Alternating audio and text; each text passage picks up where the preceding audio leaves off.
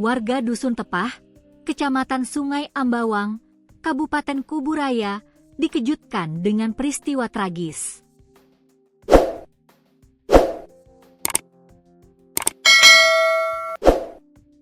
Seorang pria berinisial Gigaton, 48, ditemukan tewas dengan luka tembak di bagian kepala, diduga akibat bunuh diri menggunakan senjata api rakitan.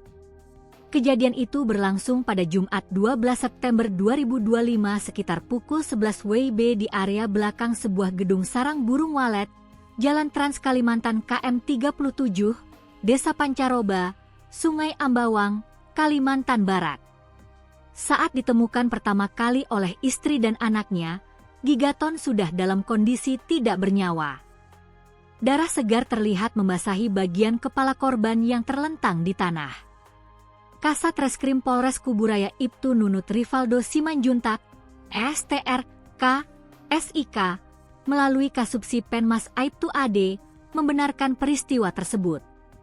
Ia menjelaskan, sebelum kejadian, istri korban sempat mendengar suara letupan keras mirip balon pecah.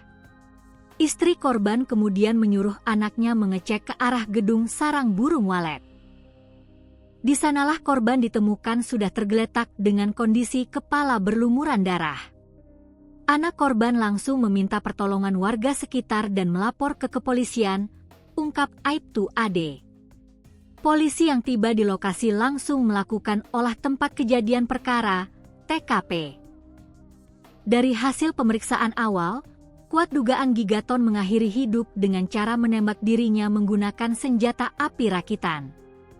Barang bukti berupa sepucuk senpi rakitan dan selongsong peluru telah diamankan.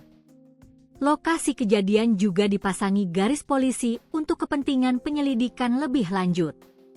Jenazah korban dievakuasi ke RS Bayangkara Pontianak guna dilakukan pemeriksaan medis lebih mendalam, terang Aibtu AD. Dari keterangan pihak keluarga, diketahui Gigaton sudah cukup lama mengalami depresi akibat penyakit yang tak kunjung sembuh. Kondisi tersebut diduga menjadi alasan utama korban nekat mengakhiri hidupnya.